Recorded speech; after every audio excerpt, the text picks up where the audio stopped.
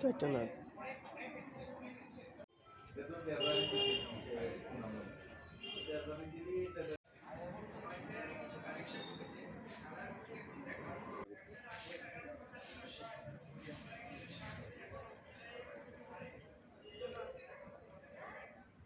ও আমি না পাইলে কি বানা মুনি এনো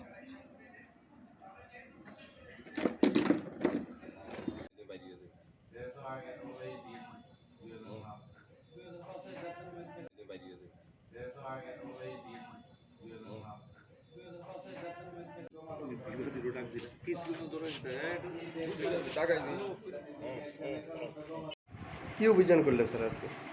আজকে বিকালবেলা একটা টেলিফোন আসে আমাদের এখানে প্রভুরামপুর জঙ্গলের মধ্যে কয়েকটা ব্যাটারি দেখতে পেয়েছে।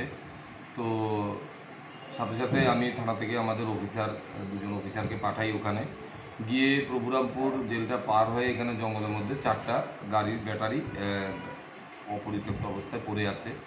তো ওই ব্যাটারিগুলা নিয়ে আশেপাশে জঙ্গলগুলো আরেকটু তল্লাশি করার পর কিছুক্ষণ সামনে জঙ্গলের ভিতরে দেখা যায় একটা নতুন পালসার বাইকও পড়ে আছে। তো বাইকটা সহকারে ব্যাটারিগুলা থানাতে নিয়ে আসে। বাইকটার নাম্বার TR01AN5971 পালসার বাইক।